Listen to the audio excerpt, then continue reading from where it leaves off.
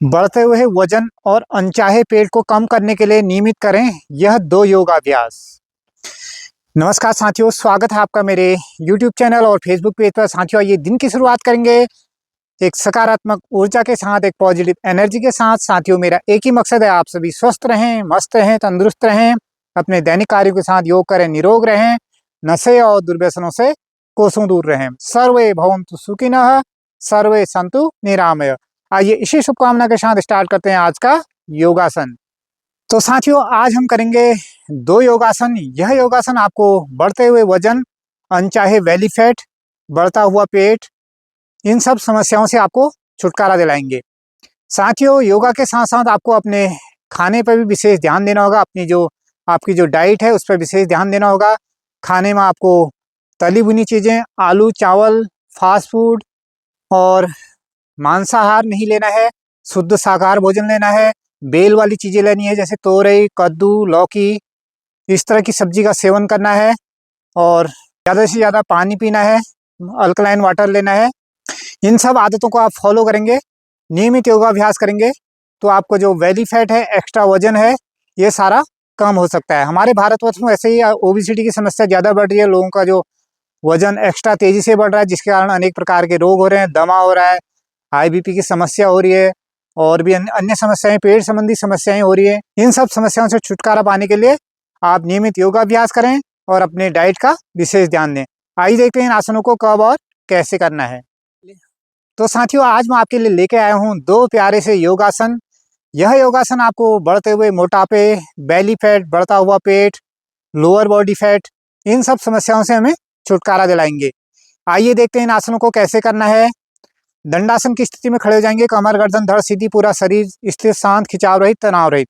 इन आसनों का अभ्यास हमें प्रातःकाल करना है, खाली पेट। सायंकाल करेंगे, खाली पेट करेंगे। खाली पेट इनका अभ्यास करेंगे, खाने में विशेष ध्यान देंगे, तो आपको जो एक्स्ट्रा मोटापा है, एक्स्ट्रा बेली फैट है, ये सब चीज़ें आपसे दूर होती रहेंगी। आइए देखते हैं कैसे करना है। दंडासन की स्थिति में खड़े हो जाएंगे।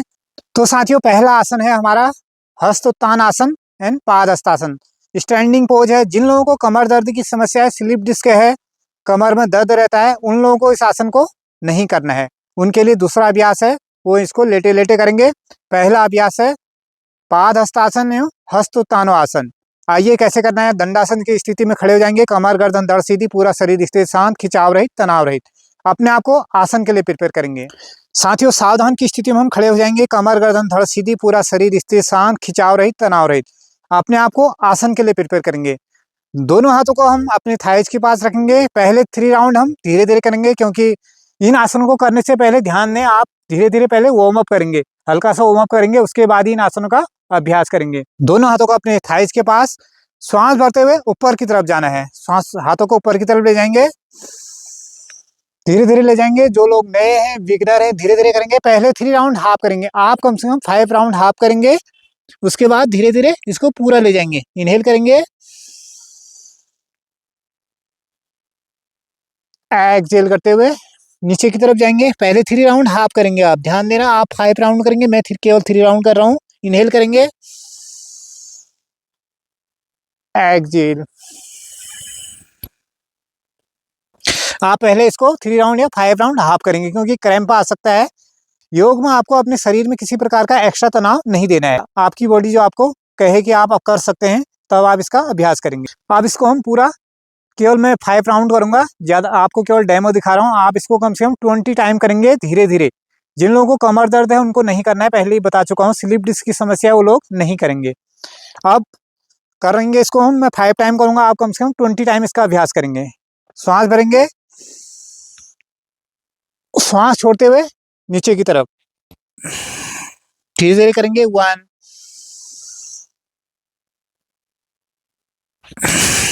2। देखेंगे काफी लाभकारी आसन है।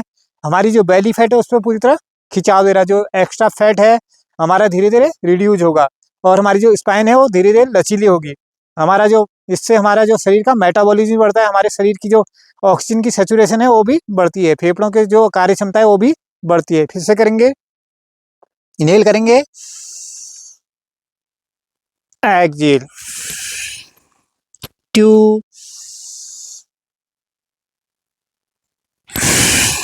3,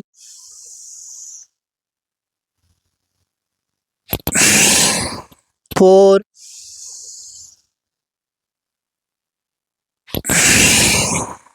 देखेंगे जब हम आसन करें उसके सकारात्मक प्रभावों को जरूर फील करेंगे। जब हम आसन कर रहे हैं उस दौरान जो हमारी कोर की स्ट्रेंथ है उसमें पूरी तरह खिंचाव फील करेंगे, अपनी थाइस पे खिंचाव फील करेंगे, अपनी काफ मसल पे, अपने हैमस्ट्रिंग पे पूरी तरह खिंचाव फील करेंगे। साथ ही साथ ये आसन हमारे नर्व सिस्टम को भी टोन करता है, हमारे नसों में रक्त के संचार को बढ़ाता है। सांस भरेंगे, लास्ट राउंड फिर से करेंगे।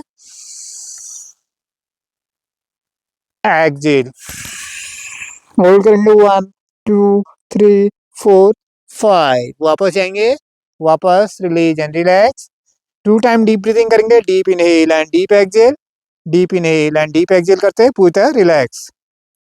मैंने केवल 5 टाइम किया है, आप इसको कम से कम 20 टाइम रेगुलर करेंगे, सुबह शाम करेंगे, खाली पेट करेंगे, वार्म अप करके इसको हमको करना है।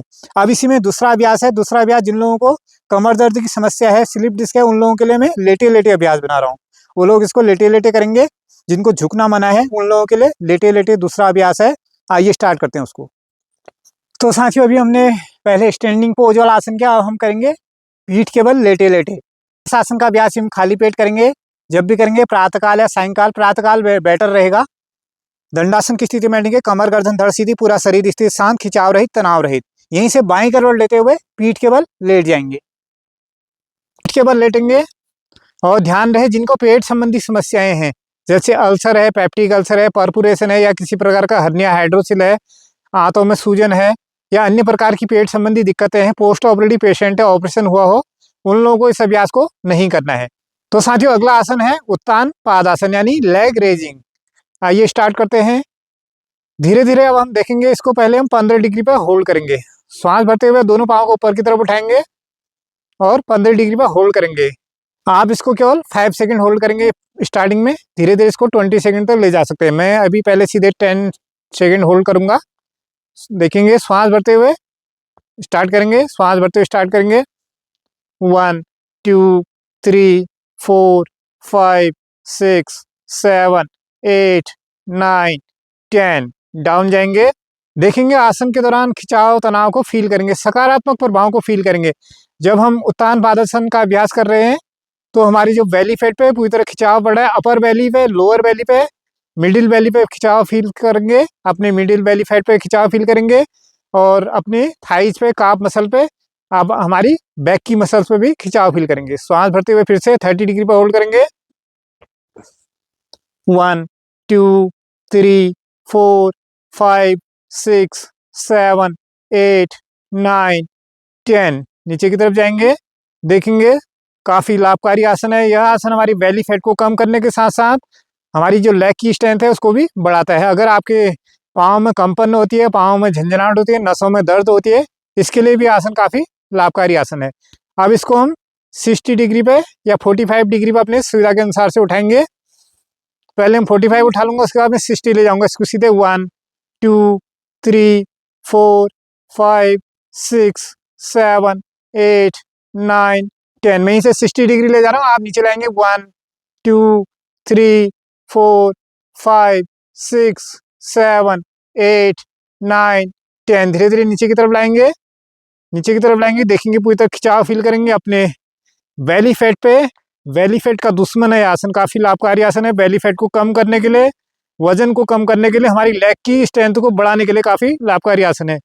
नीचे की तरफ जाएंगे, वापस 2 टाइम डीप ब्रीथिंग कर लेंगे, deep inhale and deep exhale, deep inhale and deep exhale करते हुए इसको अब इसका सेकंड वेरिएशन करेंगे। पहले आप धीरे धीरे फर्स्ट वेरिएशन करेंगे। जब आप इसमें पूरी तरह दक्ष हो जाएंगे, धीरे धीरे रोकेंगे, उसके बाद इसको आप कंटिन्यू भी कर सकते हैं डायनेमिक में। 1 पूरा खींचेंगे, देखेंगे नीचे की तरफ जब लाएंगे तो पूरी तरह बेली फैट पर खिंचाव फील जरूर करेंगे। 2 देखेंगे पूरी तरह खिंचाव आ रहा है, जो हमारा एक्स्ट्रा बेली निकला हुआ पेट उसको कम करेगा।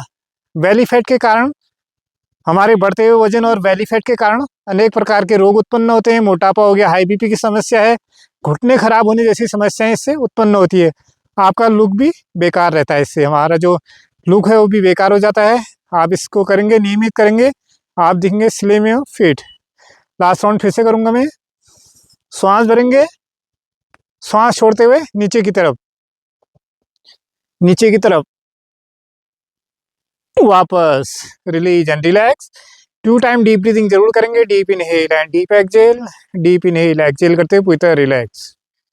तो साथियों, ये थे आज के हमारे 2 शानदार से आसन जो कि आपको बढ़ते हुए वजन और बेली फैट से छुटकारा दिलाएंगे। आइए जानते हैं इसके अतिरिक्त लाभ और सावधानियां। सावधानियां आपको पहले ही बता चुका हूं, फिर आपको दोबारा रिपीट कराऊंगा, और इसके लाभ भी पहले ही बता चुका हूं, फिर से आपको लाभ बताऊंगा।